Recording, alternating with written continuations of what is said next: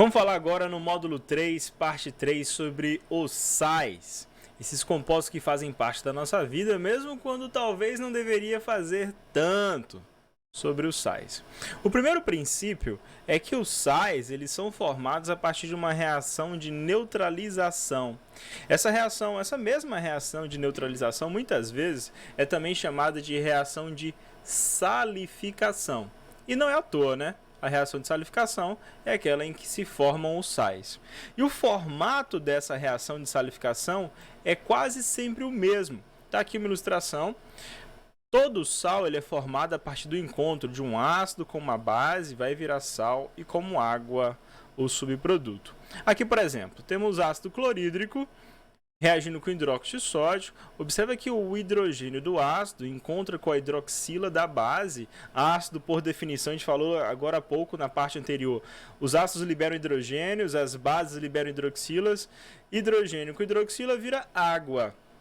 E aí é simples agora para quem tem aquela dúvida de como montar a cadeia, como montar a molécula do sal. O que sobra, você combina, papai. Olha aí, sódio e cloro sobrou. Lembrando só, numa ressalva em relação à formação das moléculas do sal, que existe uma regra de posicionamento. Sempre primeiro vem o metal e depois vem o ametal descrito na fórmula molecular. Primeiro o metal, depois o ametal. É esse o princípio, beleza? Na hora de montar a sua molécula do sal. Outro princípio que vai te ajudar também aqui nessa parte é aquela regrinha do escorregador que eu citei agora há pouco lá no conteúdo das bases. A regra do escorregador, então a gente vai ter um metal, aqui vai ter o NOx dele, por exemplo, 2+, os metais são positivos.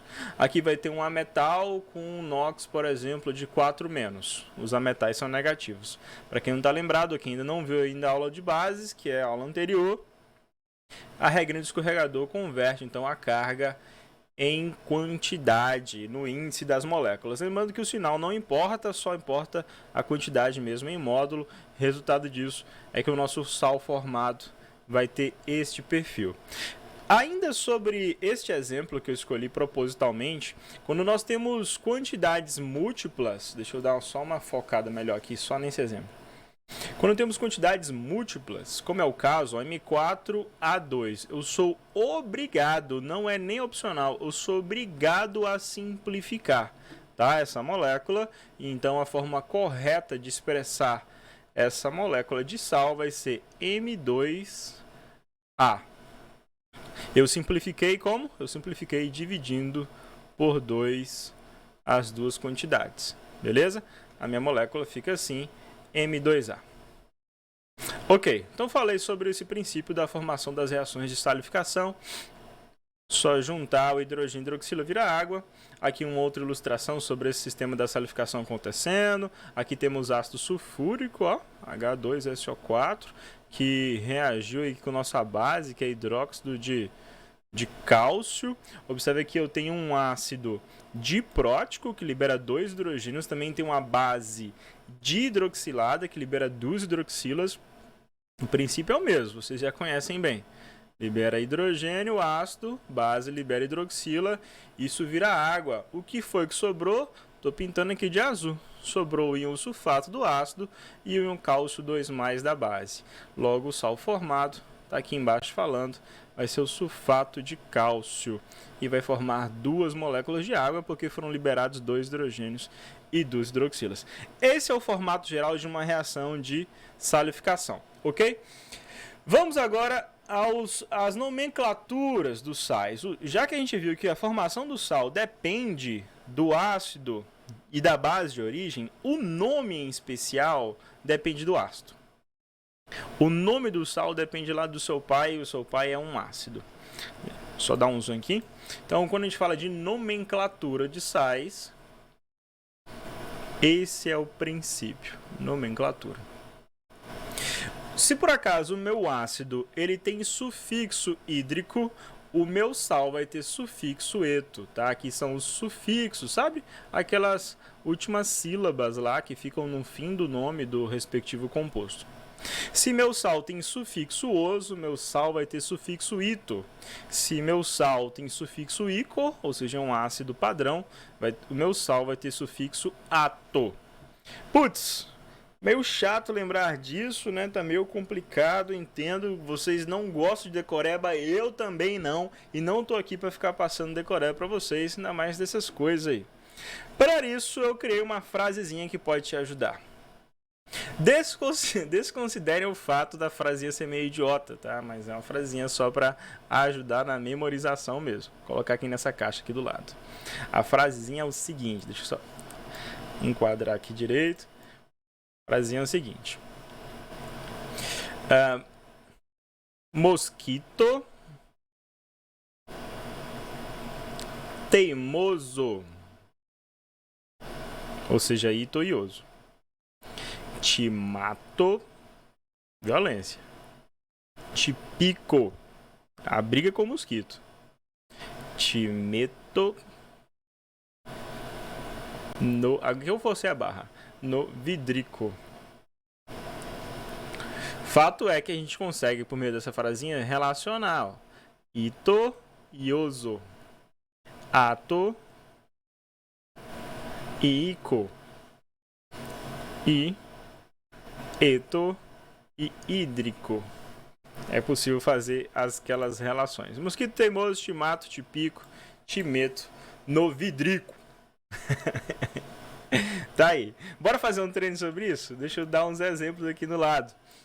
Fazer um treino sobre nomenclatura de sal. Então vamos supor que eu tenho lá uma reação de salificação acontecendo. A minha reação de salificação acontece entre... H2SO4 e KOH. Quero saber que molécula vai ser formada aí, ó, dessa reação H2SO4 e KOH. Deixa eu melhorar esse H aqui, ficou feio demais. KOH. Que sal vai ser formada a partir dessa reação, hein, bicho? O princípio geral é hidrogênio que é hidroxila. Eu tenho 2 hidrogênios, tenho uma hidroxila só. Opa, já sei que não está balanceado. Coloco um 2 na frente. Agora está balanceado minha reação.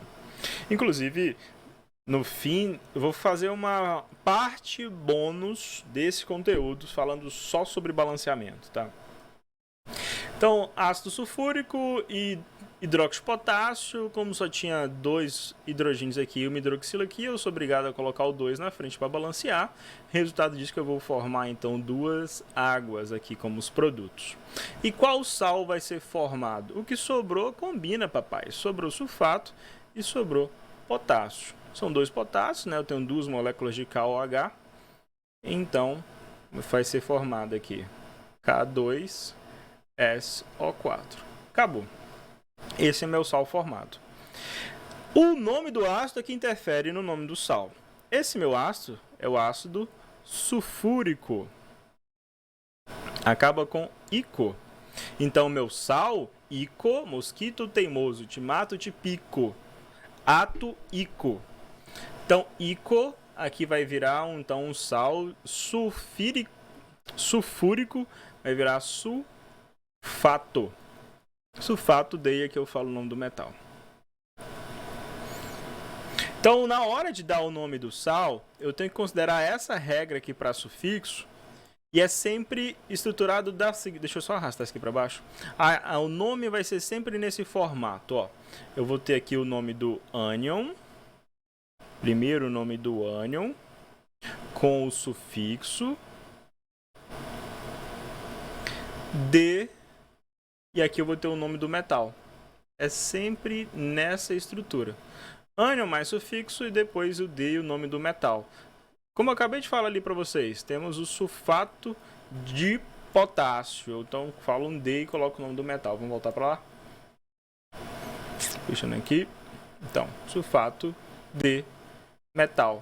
No caso, o meu metal é o sulfato de potássio. Sulfato de potássio. Ok. Fiz aí o princípio de balanceamento, fiz uma reação de salificação, dei o nome. Vou dar mais um exemplo. Então, exemplo aqui 1. Exemplos. Exemplo 1, exemplo 2. No exemplo 2 eu vou pegar um ácido um pouco diferente. H3PO2 mais LiOH que vira. Primeira coisa, daí eu já consigo identificar que minha reação não está balanceada, né? Olha só, 3 hidrogênios e só uma hidroxila, tenho que balancear. Eu tenho que igualar as hidroxilas ao número de hidrogênios. Ok, agora eu coloco um 3 na frente mesmo. Posso fazer assim, balancear isso, é propor um valor ali para tornar igual, torná-lo equivalente. Resultado disso, então, que eu vou formar 3 águas e forma areia. O que sobrou combina, moçada. O que sobrou combina. O que foi que sobrou? Sobrou PO2 e sobrou Li. Então tá, agora eu dou o nome disso, mais Li3PO2. Tá feita a minha salificação. Vamos dar o nome. H3PO2. Isso aqui não é ácido padrão. Ácido padrão a gente já viu nos módulos anteriores, os ácidos padrões, né? Ácido padrão, então, não vai ser um ácido padrão. Então, ácido padrão, eu preciso avaliar o que é, qual o nome desse meu ácido, já que ele não é padrão. E o padrão para o fosfórico, lembra quem não lembra daquela frasezinha? Não como bolo claro, só pão sírio, pão. Vocês vão lembrar que o padrão para fósforo, para o P, é H3PO4. Esse aqui é o ácido fosfórico. Então, esse que está aqui perdeu 2 oxigênios em relação ao padrão. Se perdeu 2 oxigênios, quando perde um oxigênio passa a ser fosforoso. Perde 2 oxigênios, passa a ser ácido hipofosforoso. Então, o nome desse cara aqui é ácido hipofosforoso. Hipofosforoso. Fosforoso. Ficou meio grudado aqui, só dar uma separadinha. Hipofosforoso é o nome desse cara. Vou pegar esse S. Esse é o meu ácido hipofosforoso. Que vai virar, eu só preciso relacionar oso com ito. Mosquito teimoso. Então, oso com ito. Então, aqui vai ser o... Como é um hipo, eu também herdo esse prefixo, sem alterar nada, absolutamente nada, tá? Então, esse aqui é meu hipofosfito, raríssimo por sinal, hipofosfito de nome do metal. Meu metal é lítio, de lítio. Simples assim. Então, falamos dos sais, falamos da regra de salificação, da nomenclatura dos sais, nada além disso, simples assim, beleza? Quando a gente vai dar o nome dos sais. E agora vem uma parte muito importante quando a gente fala sobre os sais, que é o caráter de solubilidade deles em água.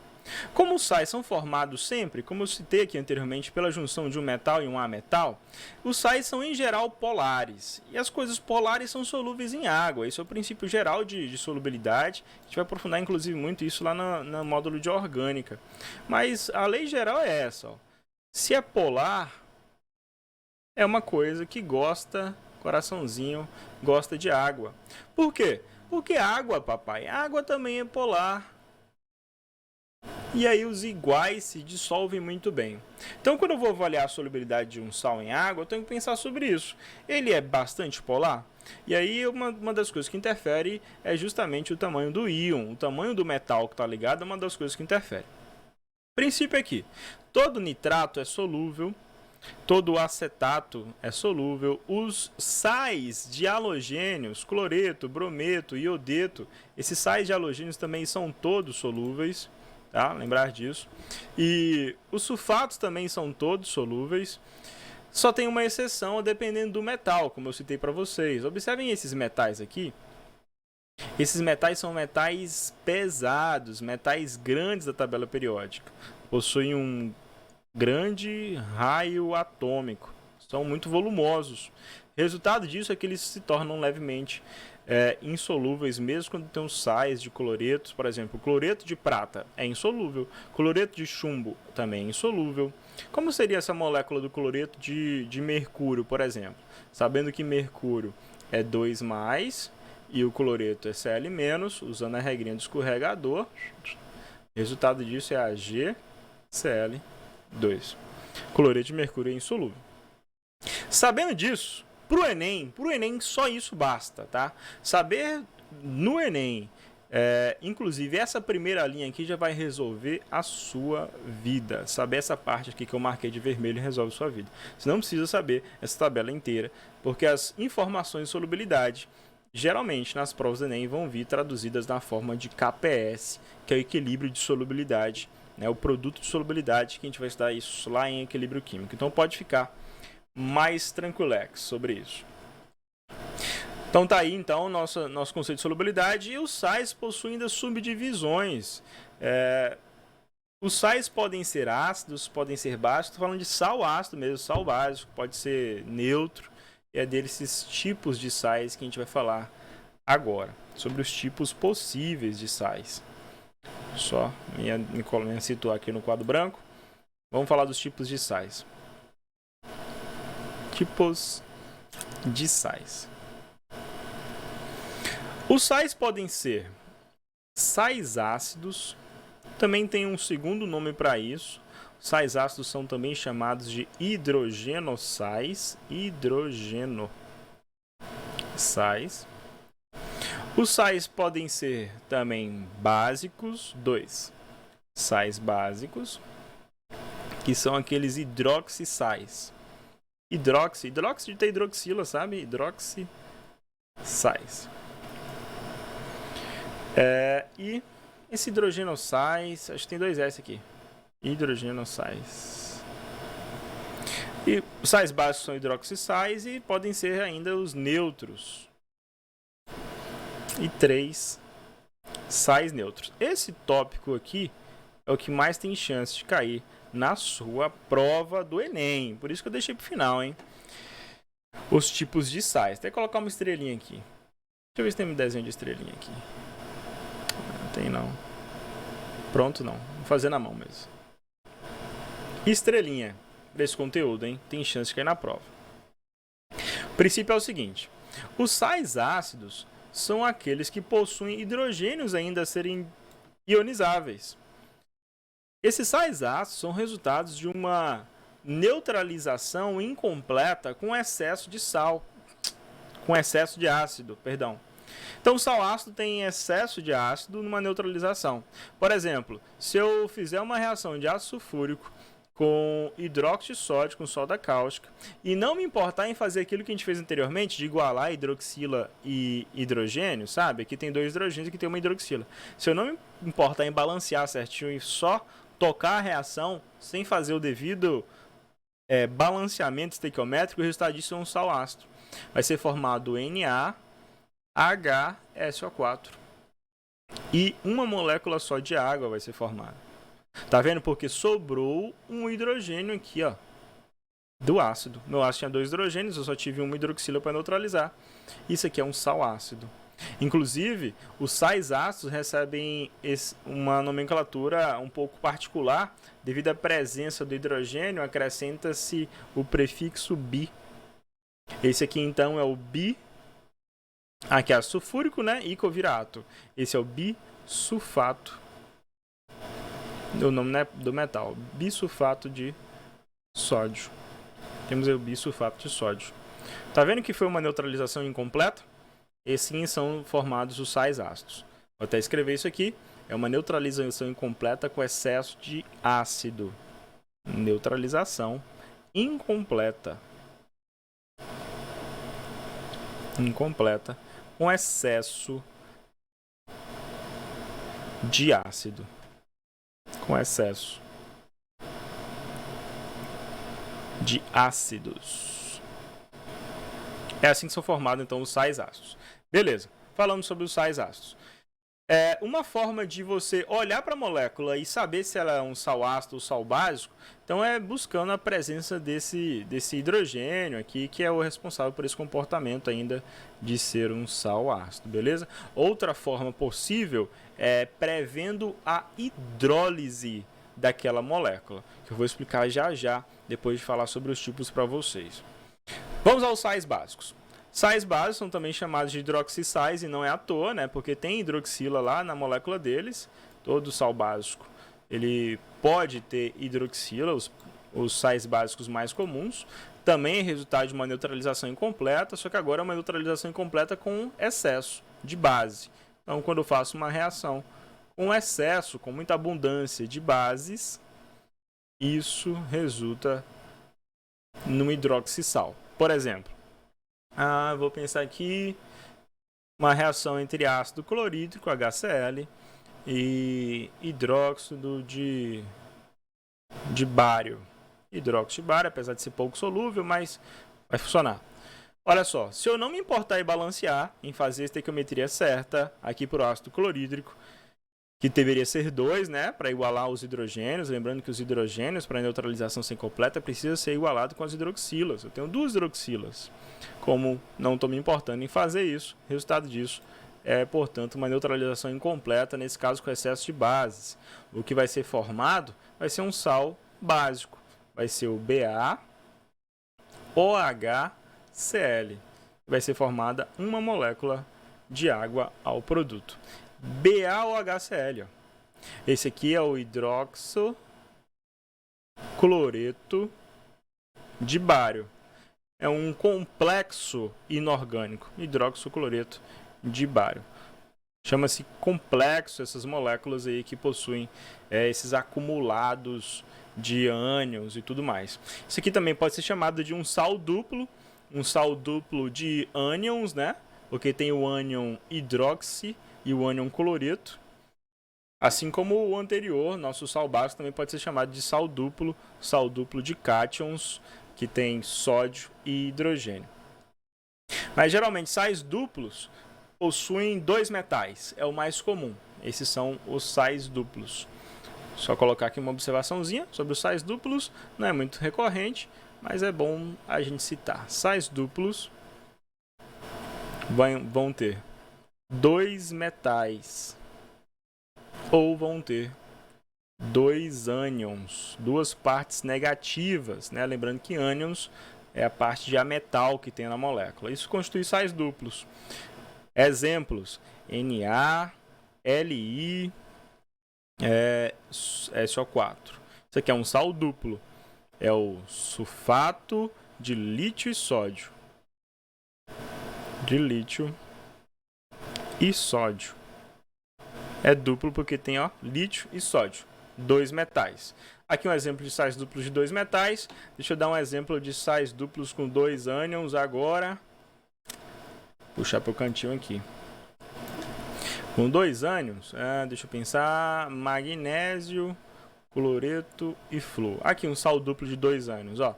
Um metal só e 2 ametais, né? O cloro e o flúor aqui são ametais, então são ânions, é a parte negativa da molécula, que é um metal. Resultado do nome desse carinha aqui é que vai ser fluoro, cloreto de magnésio. Temos aí também um caso de um sal duplo sendo constituído, beleza? Falamos também sobre esses sais mais complexos aí, que são os sais duplos, apesar de serem bastante mais raros. Só circular esse trecho aqui. Ok. Beleza, voltando então para os nossos hidroxissais, acontece quando eu tenho excesso de base, né? E aí, por exemplo, sobra hidroxila no meu sal básico. Sais neutros, então, são aqueles que acontecem nas condições ideais, assim que são identificados os sais neutros. É quando acontece com a estequiometria perfeita, né, entre ácidos e bases. Assim, tem um sal neutro. Por exemplo, HCl e NaOH. Essa reação aqui é uma das reações mais clássicas, vai formar nosso famigerado sal de cozinha. Inclusive, essa reação aqui ela é bem exotérmica, bem bonita de ver. Eu vou mostrar para vocês o simulador já. HCl e NaOH. Então, tem um hidrogênio, uma hidroxila, vira uma água, todo hidrogênio foi capturado, todo hidroxila foi capturado, um cloro e um sódio, NaCl. Isso aqui é um sal neutro, é o cloreto de sódio, cloreto de sódio. Show! Falamos então sobre os tipos de sais e agora vem uma dica, uma habilidade importante com base nas questões Enem. Desde 2014 tem caído um pouco dessa lógica aí nas provas do Enem, que é imaginar a hidrólise quando a gente quer identificar a estrutura de um sal.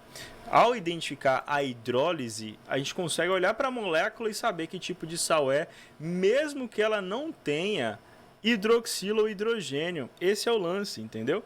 Inclusive o Enem adora colocar uma molécula que é uma exceção à regra, é meio que uma pegadinha não, porque o INEP proíbe, né, que pegadinhas sejam colocadas na prova, mas é uma molécula que causa muita confusão.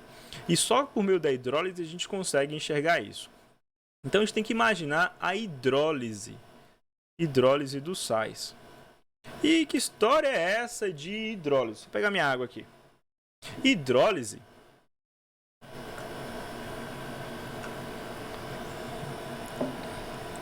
etimologicamente, né, pela origem do nome, essa ólise vem de quebra, né? Então é uma quebra por efeito da adição de água, por efeito da hidratação. Então na hidrólise, essa quebra aí pelo efeito da adição de água, quebra pela hidratação, ela pode ser imaginada da seguinte forma: eu tenho uma molécula de um sal que necessariamente é feita de metal e ametal. Eu imagino a reação inversa da salificação. E aí isso aqui vai virar meu ácido com o H. E aqui a minha base com o OH. A hidrólise é a reação inversa da salificação. É inversa mesmo. É só imaginar o inverso da salificação. Vamos fazer isso aqui juntos, com mais exemplos. Inclusive, vou falar da molécula polêmica, que cai sempre nas provas do Enem. Então, quando eu tenho um metal e ametal lá, pá, e aí eu vou fazer a hidrólise dele, vamos imaginar a primeira hidrólise do... Qualquer exemplo aqui é CaCl2, cloreto de cálcio. Quero saber se o cloreto de cálcio é um sal ácido, básico ou neutro, mesmo ele não tendo hidroxilo ou não tendo hidrogênio. Quero avaliar isso. Imagina a hidrólise. Então, coloco ele misturado com água. Eu sei que o metal vai ganhar o OH da água. A água também pode vir escrita assim, né? HOH. Esse OH da água vai para o metal. E o H vai para o ametal, que é o cloro. Ok. Sabendo disso, então, eu sei que o OH vai para o cálcio, vai ficar Ca. O cálcio... ele é um metal bivalente, então precisa de duas hidroxilas, é CaOH2. E vai formar meu HCl. Duas moléculas de HCl, só para balancear. Aqui serão duas águas. Está balanceado agora. Então tá. Formou aí, deixa eu só tirar esse MOH aqui da reta, para não causar confusão. Ok. Esse HOH. Ele não saiu. Foi. Beleza. Então tá aí. Formei agora uma base e um ácido. E aí eu avalio qual a força dessa base e qual a força desse ácido.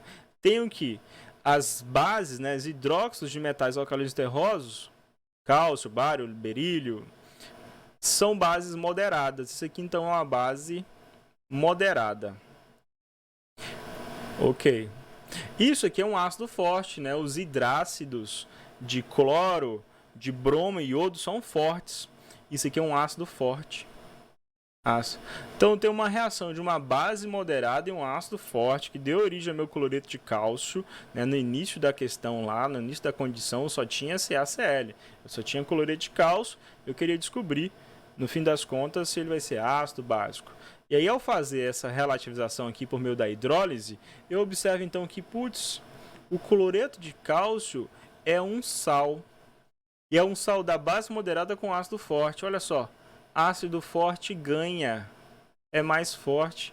Esse aqui é mais ou menos. Resultado disso, então, é que isso aqui vai ser um sal ácido, papai. Cloreto de cálcio tem um comportamento de um sal ácido. Por meio da hidrólise é possível avaliar isso. Último exemplo, que é bem a molécula polêmica aí que cai nas provas do Enem. Fiquem atentos. A molécula é essa, ó. É o bicarbonato de sódio. Bicarbonato de sódio.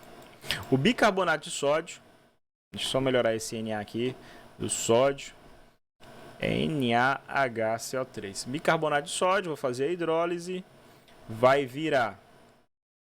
Na hora de fazer a hidrólise, H vai pro A metal, OH vai pro metal. Então o metal é NaOH. E o H vai pro junto com HCO3, virar H2CO3 da água. Ok? Aí que tá a exceção. Nós temos um sal que tem H na molécula. Tem H nessa molécula do sal. Então ele tinha tudo para parecer um sal ácido. Ele parecia muito um sal ácido. Só que ao imaginar, ao construir a hidrólise, eu tenho como produto aqui uma base forte e um oxiácido fraco. Isso aqui é um oxiácido fraco. Se a gente fizer o cálculo do delta, o delta aqui para o ácido carbônico vai ser 3 menos 2, o delta é 1. 1 é moderado, beleza, já vai perder mesmo assim, mas no caso particular do ácido carbônico, que ainda é também uma exceção, o ácido carbônico ele é fraco mesmo, não chega nem a ser moderado, mas mesmo se a gente considerar moderado, vai ser possível entender. Então o fato é que eu tenho uma base forte e um ácido fraco. Quando eu penso então na reação de salificação que dá origem ao meu bicarbonato de sódio, ele não é um sal ácido. O resultado disso é que ele é um sal básico, bicho. Bicarbonato de sódio, isso é um sal básico, mesmo ele tendo hidrogênio na sua molécula. Esse comportamento básico aí, que é dado pela hidrólise, é mais significante, ok? Bicarbonato de sódio, lembra disso. Bicarbonato. Ele até é do nome de bi, ó, tá vendo? Bicarbonato, porque tem hidrogênio de sódio. É um sal básico. E com isso a gente finaliza todos os conteúdos possíveis de serem abordados sobre sais e o que pode ser cobrado de vocês. Tá aqui resumido.